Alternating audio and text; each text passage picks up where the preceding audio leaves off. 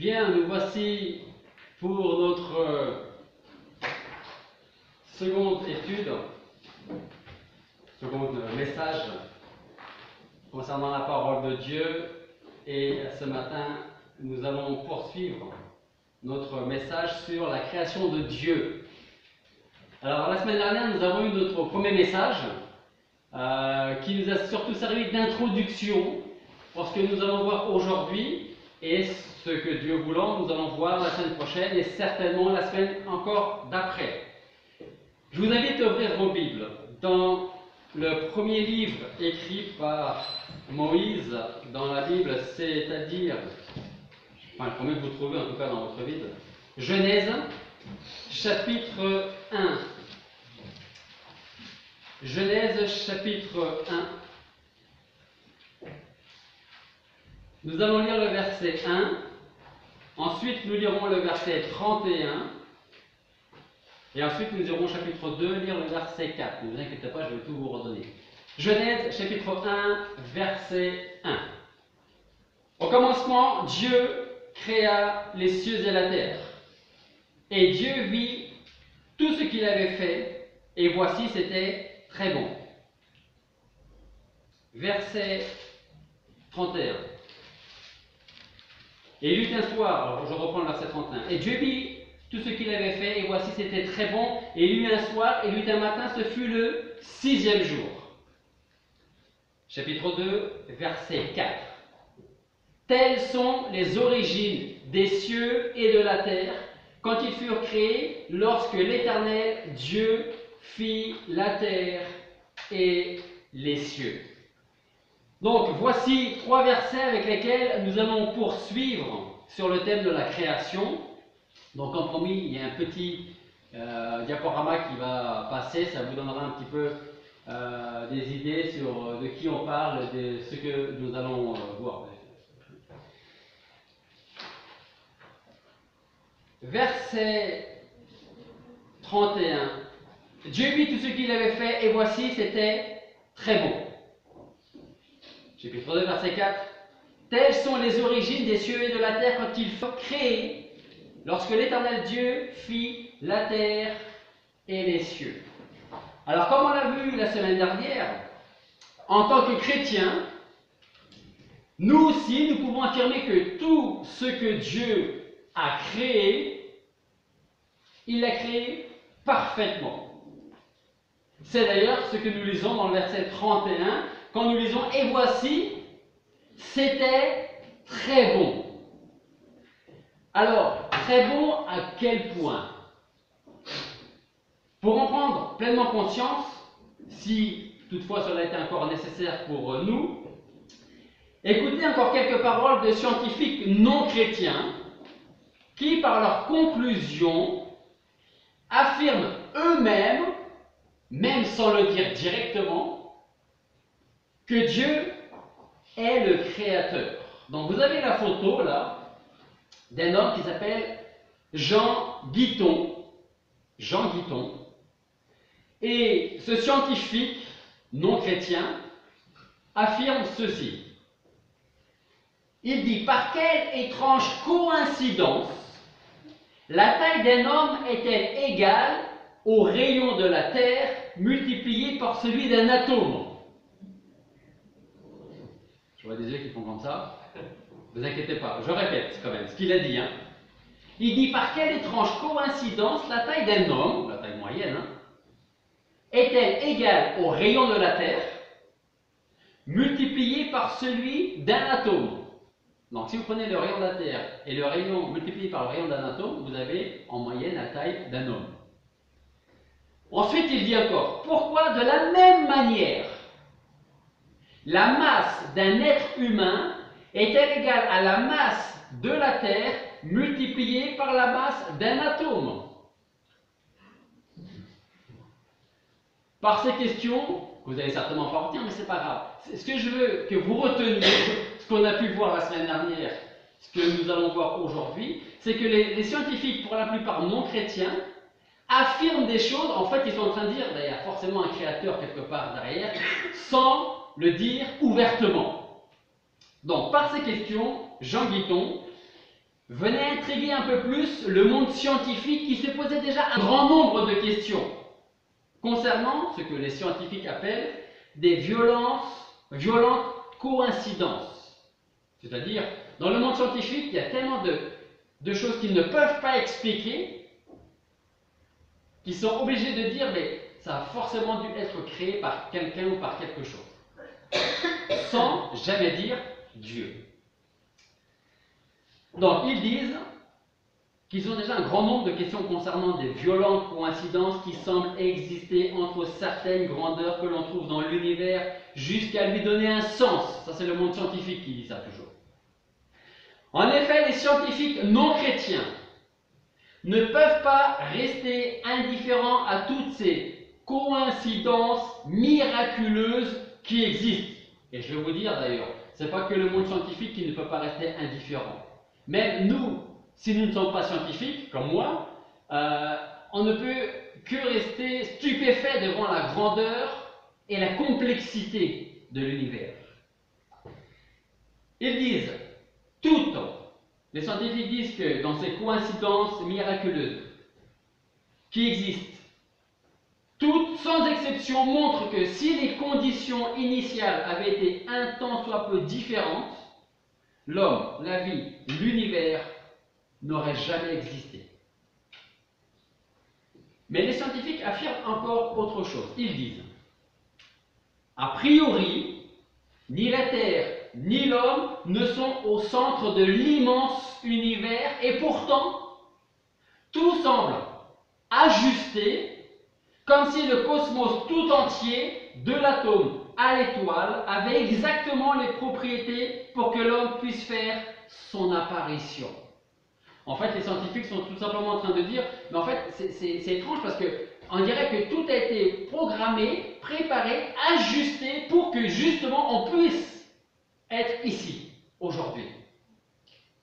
Toujours sans oser dire, c'est certainement Dieu. Que nous disent les versets 1 et 2 que nous avons lus? En tout cas, Genèse 1, au commencement, Dieu créait les cieux et la terre. Et Dieu vit, verset 31, tout ce qu'il avait fait, et voici, c'était très bon. Il eut un soir, il eut un matin, ce fut le 6e jour. Chapitre 2, verset 4. Telles sont les origines des cieux et de la terre quand ils furent créés, lorsque l'Éternel Dieu fit la terre et les cieux. Vous savez ce qui est quand même étrange? C'est que dans le livre de la Genèse, au chapitre 2, verset 4, nous lisons « Voici quelles sont les origines de cette ère des cieux et de l'univers. » Mais on va aller un peu plus loin dans le monde scientifique et dans ses questionnements. Et écoutez les questions que les scientifiques se posent. Ils disent, que se serait-il produit si une ou plusieurs des grandes valeurs sur lesquelles repose notre univers avaient eu dès le départ des valeurs légèrement différentes? Alors si vous voulez connaître un peu ces valeurs qu'on a commencé à voir la semaine dernière, vous pouvez aller sur Facebook de l'Église ou sur YouTube, qui a le message de la semaine dernière, et vous aurez une partie en tout cas de ces valeurs.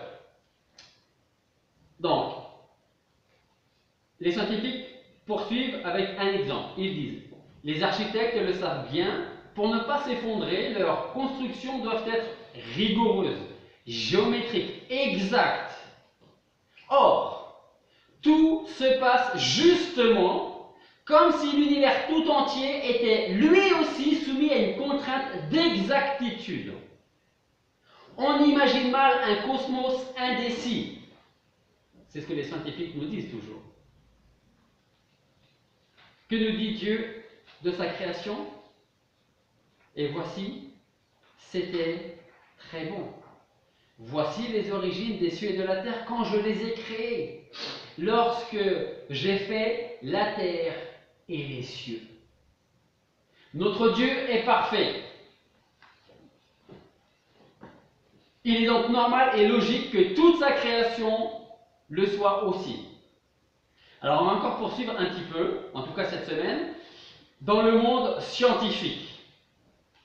Et voici ce qu'ils disent. Des atomes jusqu'aux étoiles. L'univers semble fantastiquement structuré, hiérarchisé, ordonné, bien au-delà de ce que nous pouvons comprendre. Au siècle des Lumières, il suffisait au philosophe Kant de lever les yeux vers le ciel nocturne pour y voir un cosmos ordonné par la seule vertu des lois de la nature. Retenez pas forcément tout ce que je vous dis, mais en tout cas, comprenez ce que je vous dis. Et il continue en disant, or cet ordre mystérieux qui fait que les choses sont ce qu'elles sont repose sur un petit nombre de ces mystérieuses constantes physiques évoquées. Que ce soit la vitesse de la lumière, la constante de gravitation, la masse de l'électron et tout ce que nous pouvons connaître, tout a été ajusté parfaitement. Que nous dit Moïse de la part de Dieu en Genèse? Tout ce que j'ai fait, c'est parfait. Il continue en disant, les scientifiques, il s'agit de grandeur arithmétique, des nombres dont les valeurs sont fixes et d'une précision extrême. Mais d'où viennent-ils? D'où viennent-elles? Ce que l'on sait, c'est que ces nombres existent depuis toujours, affirme le monde scientifique, et qu'ils n'ont pas varié depuis l'aube des temps. Mais par quel miracle ont-ils tout juste la valeur qu'il faut pour que tout marche dans l'univers? Par quoi, par qui ont-ils été calculés? Il se pose quand même de bonnes questions, le monde scientifique, n'est-ce pas? Et ils ne vont pas forcément chercher la réponse dans la parole de Dieu, parce que la réponse à leur question est là. Regardez par exemple Colossiens, chapitre 1, verset 16. Non, le temps que vous cherchiez, je vous redonne les questions que les scientifiques peuvent se poser. Ils disent, par quel miracle ont-ils tout juste la valeur qu'il faut pour que tout marche dans l'univers? Par quoi? Par qui ont-ils été calculés? Eh bien, Paul répond à cette question, Colossiens chapitre 1, verset 16, il dit, car c'est en Jésus-Christ qu'ont été créées toutes choses dans les cieux et sur la terre, les visibles, les invisibles, les trônes, les dominations, les principautés, les puissances, tout a été créé par lui et pour lui. Colossiens 1, 16. Est-ce que vous commencez à comprendre la grandeur et la puissance de Dieu? David, lui, l'avait parfaitement compris. C'est pour cela qu'il pouvait dire dans le psaume 33, versets 4 à 9, j'aime beaucoup ce psaume. Psaume 33, à partir du verset 4. Est-ce que vous savez combien de temps David a vécu, à quelques années près, avant Jésus?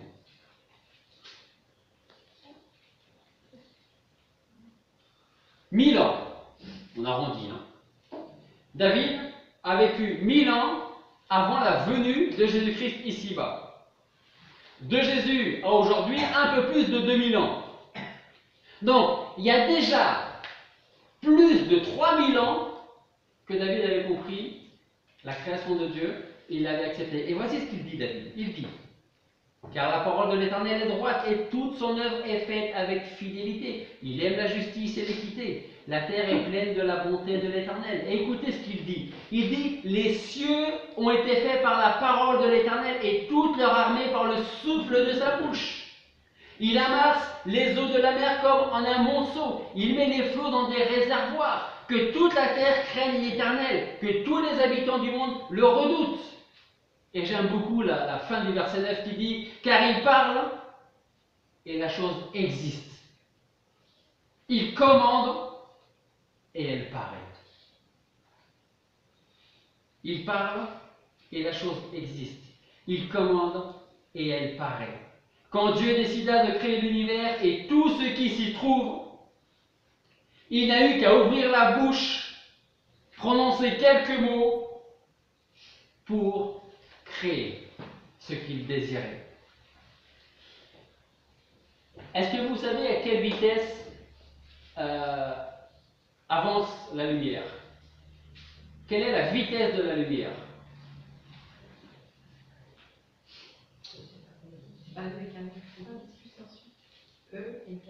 Non, ça c'est la masse.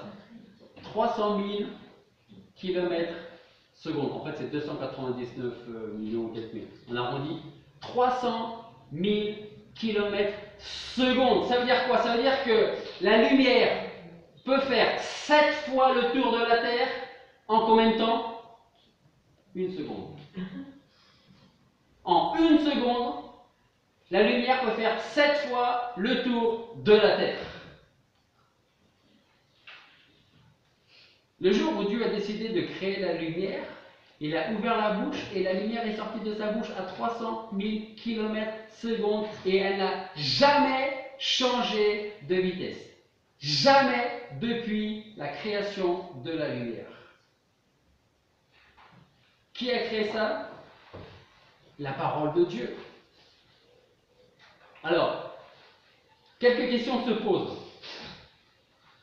Comment expliquer ma présence sur cette planète? La planète Terre. Perdue dans l'immensité de l'univers. Si Dieu existe réellement, me connaît-il personnellement? C'est ce qu'on peut se poser comme question. Que peut-il faire pour moi? C'est une question que les gens peuvent se poser et à laquelle la parole de Dieu répond également. Il a fait tellement de choses et que parfois on ne voit même plus d'ailleurs, ou même pas. Une autre photo. Comment l'oiseau a-t-il pu maîtriser les mécanismes si compliqués du vol? Je ne sais pas si vous avez déjà étudié l'aile d'un oiseau, mais c'est tellement fabuleux. On pourrait se dire, c'est juste quelques articulations avec des plumes et puis ça s'envole. C'est bien plus compliqué que ça, croyez-moi. C'est bien plus compliqué que ça.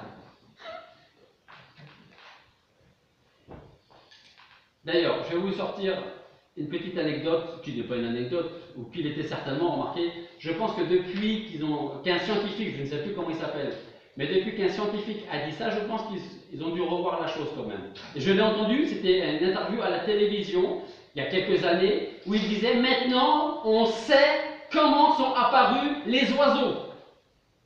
Parce que pendant des siècles, des années, comme ils croyaient en l'évolution, ils se demandaient comment les oiseaux sont-ils apparus.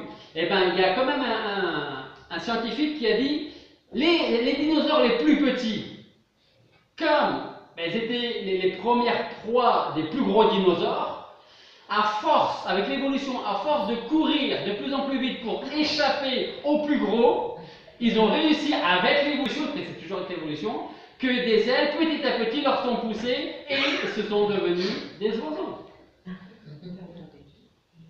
Il faut beaucoup de foi pour croire en l'évolution. Beaucoup de foi. Hein. Une autre photo. Comment l'araignée peut-elle se procurer ces moyens si sophistiqués pour tisser sa toile? Il y a tellement... J'ai juste 2-3 exemples. C'est tout ce que j'ai pour aujourd'hui. Hein. Pour la suite, il faudra bien la semaine prochaine. Mais... quand on étudie un peu l'araignée, comment elle tisse sa toile, comment elle la fabrique, ça ne peut pas être l'évolution. Une autre photo. Il y a 125 millions de cellules photoélectriques de l'œil jusqu'au cerveau. 125 millions. Est-ce qu'on peut toujours croire que ça, c'est le résultat d'une très longue évolution de l'homme? 125 millions. De l'œil jusqu'au cerveau. Sans oublier la vie, on peut se poser la question, d'où vient cette abondance d'êtres vivants, de ce qu'on connaît? Tous différents les uns des autres. Donc, on va appuyer. Il y a deux possibilités seulement. Il y a deux possibilités qui s'offrent à nous. La vie est apparue par pur hasard et s'est complexifiée avec l'évolution, avec le temps. Ou alors, c'est Dieu qui est à l'origine de la vie et de tout ce qui existe. Au commencement, Dieu créa les cieux et la terre. Dès le commencement, Dieu a façonné l'univers. Cet univers qui dévoile son existence et sa véritable nature. Et il l'a fait dans le but qu'on puisse le connaître lui et l'adorer lui. Souvenez-vous des paroles que nous lisons en Romains chapitre 1 verset 20 qui nous dit en effet les perfections invisibles de Dieu. Sa puissance éternelle et sa divinité se voient comme à l'œil nu depuis la création du monde quand on les considère dans ses ouvrages, donc ils sont tous inexcusables. Dieu a créé l'univers pour manifester sa gloire. Il n'avait pas besoin de le faire, mais il l'a fait. C'est ce que nous lisons encore en Apocalypse chapitre 4 verset 11. Qui nous dit, Seigneur, tu es digne de recevoir la gloire, l'honneur et la puissance. Pourquoi? Car tu as créé toutes choses. Et c'est par ta volonté qu'elles existent et ont été créées. En créant l'univers, Dieu a répandu sa gloire dans toutes choses. De l'atome au système les plus complexes, dans le cosmos comme ici-bas sur la terre. Et comme le dit très bien le psaume 19, les cieux racontent la gloire de Dieu. Et l'étendue fait connaître l'œuvre de ses mains. Le jour parle au jour et la nuit enseigne la nuit. Ce n'est pas un langage, ce ne sont pas des paroles dont la voix ne s'entend pas. Leur voix se répand par toute la terre et leurs paroles jusqu'aux extrémités du monde. Là, il a dressé un pavillon pour le soleil. Et lui, le soleil, il est comme un époux sortant de sa chambre nuptiale. Il se réjouit comme un héros de parcourir la carrière. Il part de l'un des bouts des cieux et son tour s'achève à l'autre bout. Et rien ne se dérobe à sa chaleur. La loi de l'Éternel est parfaite, elle restaure l'âme. Le témoignage de l'Éternel est sûr, il donne de la sagesse aux simples. Les ordonnances de l'Éternel sont droites, elles réjouissent le cœur. Le commandement de l'Éternel est pur, il éclaire les yeux. Alors d'une façon qui nous échappe, Dieu a parlé et l'univers a été créé. L'univers et tout ce qui existe a été créé par et pour Christ. Paul l'a fait en Colossiens chapitre 1 verset 16, il dit « Car c'est en lui, en Jésus-Christ, qu'ont été créées toutes choses dans les cieux et sur la terre, les visibles et les invisibles, c'est-à-dire les trônes, les dominations, les principautés, les puissances, tout a été créé par lui et pour lui. » Ce qui revient à dire une chose, c'est que l'existence de l'univers ainsi que la terre dépendent entièrement de Christ. Si Christ ne soutenait plus l'univers, tout s'effondrerait. C'est exactement ce que nous lisons en Colossiens chapitre 1, verset 17, c'est la suite. Il est avant toute chose, et toute chose subsiste par lui. En conclusion, je citerai les paroles de Néhémie, chapitre 9, verset 6, qui dit « Toi seul es éternel. Tu as fait les cieux des cieux, les cieux des cieux, c'est l'univers, et toute leur armée, la terre et tout ce qui s'y trouve, les mers et toutes les choses qui y sont dans cette mer. Tu donnes la vie à toutes ces choses, et l'armée des cieux se prosterne devant toi. C'est lui qui tient dans sa main l'univers. Et dans cet univers, il y a cette planète Terre où nous nous trouvons actuellement. Ça a été créé par lui et pour lui. C'est lui qui a placé, qui a créé et qui a placé chaque étoile là où il voulait dans l'univers. Et en plus, il leur a donné un nom. On ne peut pas savoir combien il y a de milliards et de milliards et de milliards d'étoiles. On ne connaît pas le nombre exact, mais Dieu le connaît. Et il connaît chaque nom de chaque étoile qu'il a lui-même créée. Ça veut nous enseigner quoi? Nous aussi, c'est le Seigneur qui nous a créés. Et s'il connaît le nom de chaque étoile, il connaît aussi notre prénom à nous. Il connaît nos difficultés. Il connaît nos bénédictions. Il connaît notre vie. Il sait tout de nous. Qu'on est dans les plus petits, Alia à quel âge? 17 mois, jusqu'à notre petite Janine qui n'est pas là, qui je pense est la plus ancienne à l'église. Il connaît chaque personne. Il sait les moments que nous traversons, les moments de bénédiction, les moments d'épreuve, de difficulté, voire de souffrance.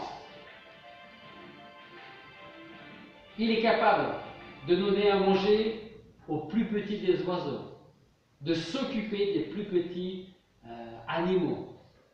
Est-ce qu'il n'est pas capable de s'occuper de nous également?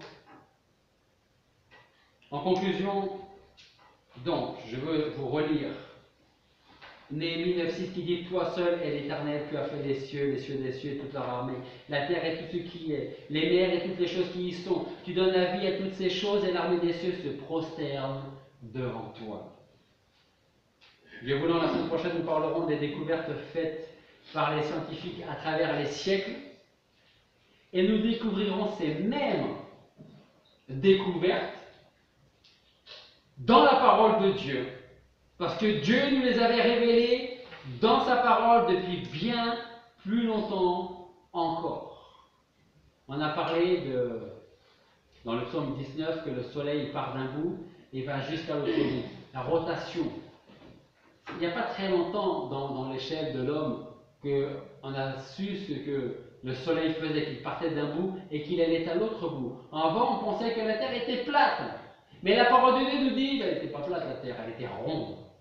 Et ça, la parole de Dieu l'affirmait déjà bien avant qu'on sache qu'elle était ronde. Donc on va voir toutes les découvertes du monde scientifique, et on va voir que ces découvertes ne sont pas aussi découvertes que ça, parce que la parole de Dieu nous les donnait déjà. Et c'est ce que nous allons voir la semaine prochaine pour continuer notre thème sur la création de Dieu. Avant de rentrer beaucoup plus en détail dans la parole de Dieu, ce qu'elle affirme et ce que ça va engendrer pour notre vie. Prions. Père Céleste, nous voulons te remercier parce qu'une fois encore, tu nous montres que c'est toi qui es le Dieu créateur de toutes choses. Tu tiens dans ta main les Pléiades. Tu connais chaque étoile que tu as créée. C'est toi qui les as placées dans cet immense univers. Tu connais chacun de leurs noms. Et Seigneur, cela veut dire que tu nous connais aussi parfaitement, parce que c'est toi qui nous as créés. Et nous savons que, comme tu prends soin des étoiles, tu prends soin également de nous. Tu connais nos difficultés, tu connais nos peines, mais tu connais aussi nos bénédictions, parce que c'est toi qui nous les accordes. Seigneur, aide-nous à nous abandonner totalement à toi, à marcher selon ta parole, à marcher dans ta volonté. Enseigne-nous encore combien tu es grand, combien tu es ce Dieu créateur qui maintient toutes choses en ordre d'après sa volonté. Merci pour l'amour que tu as pour nous, pour ta fidélité, pour ta patience. Et Seigneur, nous voulons te rendre toute la gloire pour tout cela, tout ce que nous pouvons vivre dans notre vie. Et c'est en ton nom que nous te prions.